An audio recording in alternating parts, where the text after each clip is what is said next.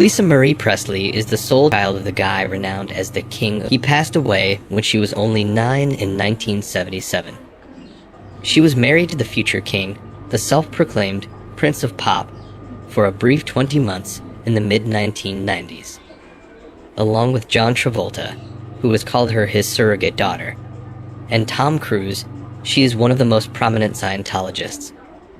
According to Fox News, in a recent interview, Larry Gatlin reflected on his bond with the late Lisa Marie Presley and revealed some noteworthy statements about her.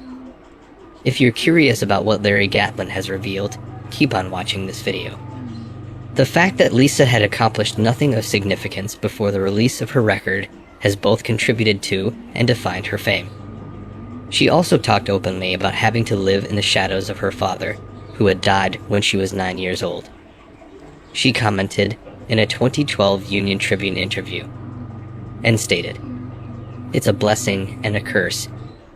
Even at the expense of shooting myself in the foot, I need to rebel.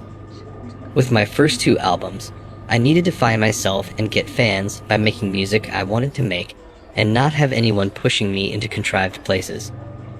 I needed to prove I could make it on my own, with my own songwriting. And to some degree, it worked. On the other hand, I shot myself in the foot." She had already felt the commercial pressure to make her father the focal point of her career long before the publication of her debut album, To Whom It May Concern, in 2003. Lisa Marie added, "Constantly, from the get-go," and she stated, "Record company executives would say to me, 'Oh yeah, we get you. You're an artist. But the first songs on your record should be off of From Elvis in Memphis.' That pressure is not there. It's not a bad thing, because I'm very proud of my father, my legacy, and where I'm from, without question." Of course, her father was the reason why she has fame, wealth, and a potential for a music career. She was always really honest. Unlike other privileged children we've heard from recently, she didn't object with the "but it's just a foot in the door" type of statement. Lisa Marie also said, "And I have no problem, even if I sound similar to him at times. But when it's a contrived, trying to sell myself thing, I won't go there. I'm not him. I could never be like him, ever, and I don't want to try. I just want to be a singer-songwriter. I don't want to be disrespectful about it. But it is a battle, and it constantly goes on." Presley may be a torchbearer for her late father, but she has always been steadfast in her refusal to try to recreate her father's success as a musician. With a mix of defiance and frustration, she sings on the album's extra track, Sticks and Stones, with lyrics, "Too bad she ain't just like her daddy. Oh, what a shame. She's got no talent of her own." Thus, for the better part of her adult life, Presley has been seen as a prototypical American pop culture figure, a name, and a character rather than a real, completely dimensional person. She wrote most of the songs on her new album about her own life, along with at least 2 about her father, to shift attention away from the myths around her and toward the realities she has faced. A victory claim by Lisa Marie at this game of life is overly optimistic. Not only did she lose her father, but she also went through 4 divorces, mourned her son who committed suicide, and battled painkillers in middle age before she died.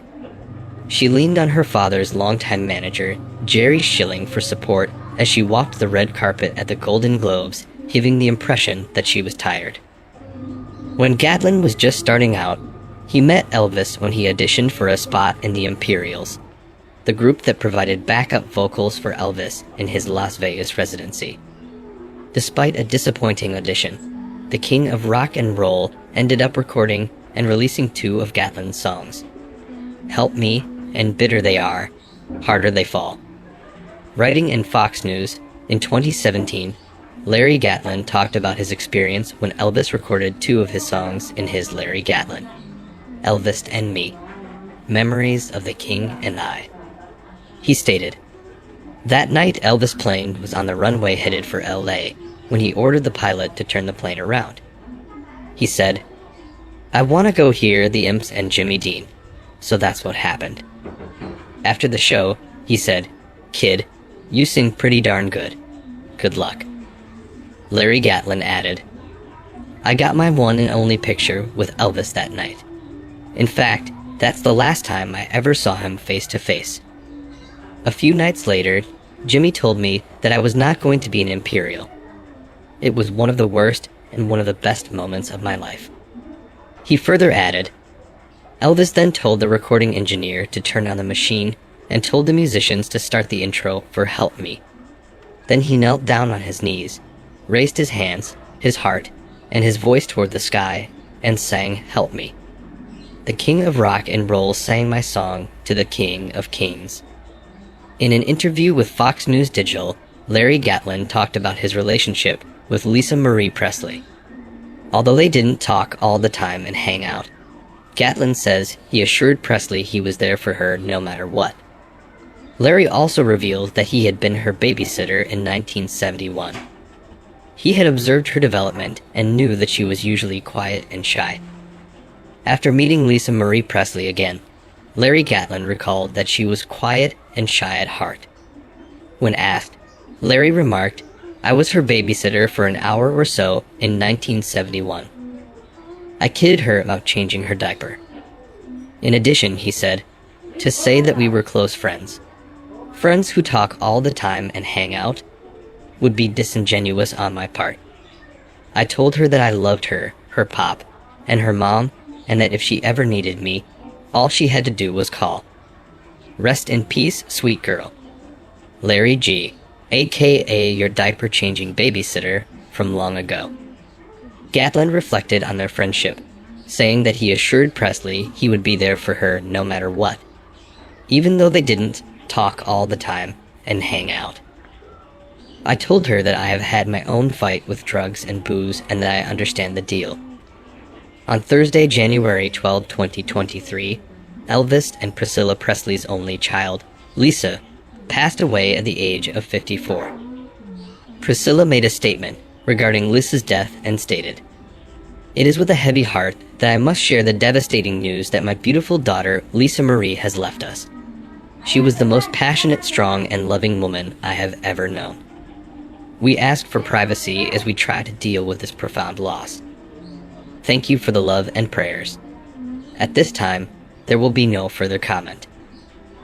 If you were friends with Lisa Marie Presley, what is your message to her? Share with us your thoughts in the comment section below. We'd love to know your sweet messages. Thanks for watching this video. Please give us a like if you had fun watching. And don't forget to subscribe to our channel for more content like this. Hit that notification bell, and we'll see you in our next video.